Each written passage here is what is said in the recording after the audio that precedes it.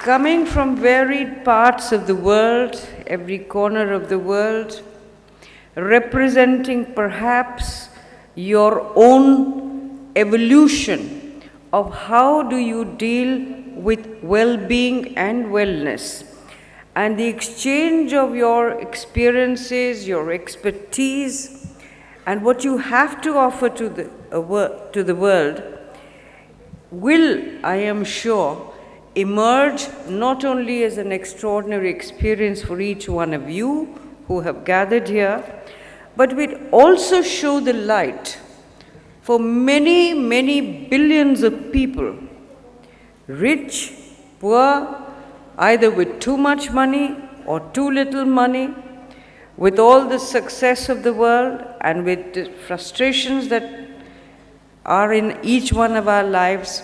How do you deal with them? How do you evolve systems where you become your own healer rather than having to go to a doctor or anybody else?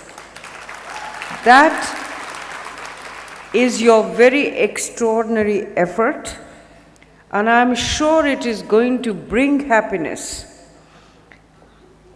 to millions of people. All our countries, the world has an ancient civilization today. Some may be thousands of years old, others may be 1,000, 2,000 years old. But the civilization of the world has become a mature civilization. But in spite of this maturity, in spite of the fact that we have made such enormous strides in science, in scientific development, through this scientific development, to enable each one of us to reach out to each other, not only where cures are concerned, not only where communication is concerned, also where the exchange of our various experiences which can benefit each other. We are no longer living in a world which is isolated. It is being said, a word which has been coined very often, that we are today living in a global village. We have made enormous progress. We've reached up to the skies. We've landed on the moon. We've landed on Mars.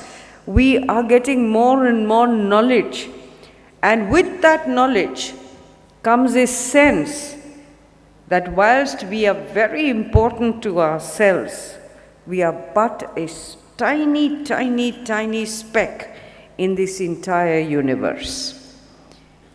But we have individually egos, and I'm being frank with you, we all have them, which care for oneself without ever caring or sharing what we do enjoy with other fellow human beings.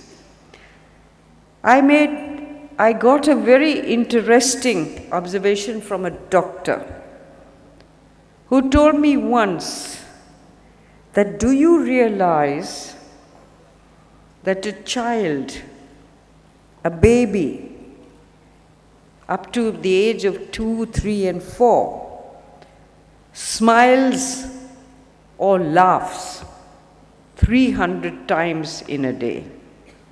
But as you keep on growing up,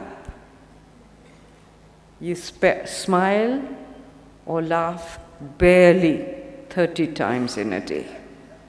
I thought that was a very simple solution to a very complex problem. It doesn't cost us much to smile. And when somebody smiles at you, you feel elevated, you feel wonderful, you feel light, you feel happiness, you feel all's well with the world.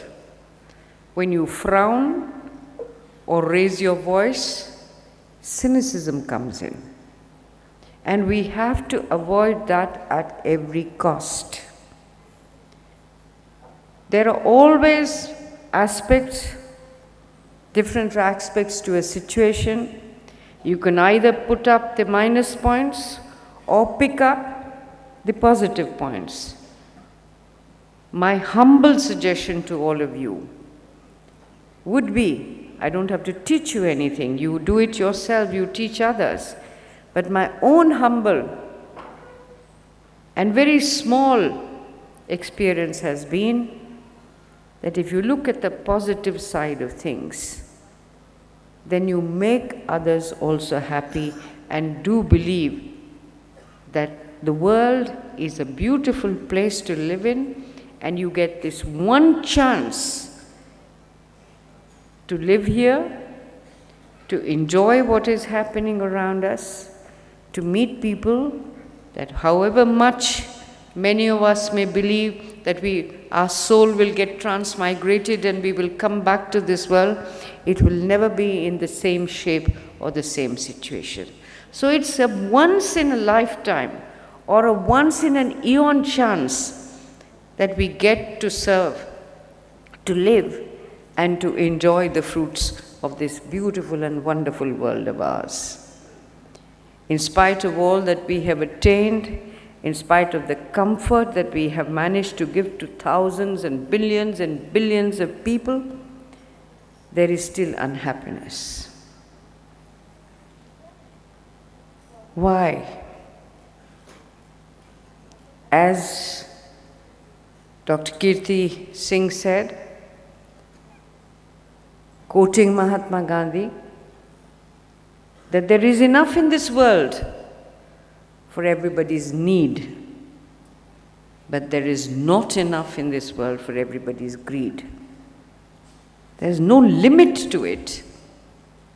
I have a car, I use one car at one time, but my greed tells me, no, I must have 10 cars standing outside my house. I can wear only 2 earrings at a time. I cannot wear more than that. But I aspire to get 500 pairs so that I can keep on changing them. But the limit is only 2 earrings, 1 neck, 2 arms, 1 pair of clothing. So not to be satisfied, but to be always envious of somebody else does not lessen the somebody else, it lessens your own happiness.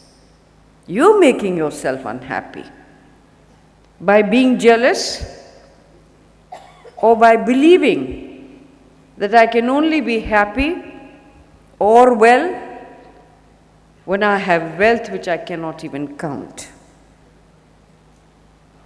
The happier days of a tour which I took in my early years of being married to Europe was on a shoestring budget. Today when I go, because of the position God has been kind enough to bestow on me, I am treated like a king. I have everything what I want. But I don't remember anything. I don't want to remember. It does not impact me. All this luxury that surrounds me, all this that surrounds me. What impacted me and will go to my dying day is the trip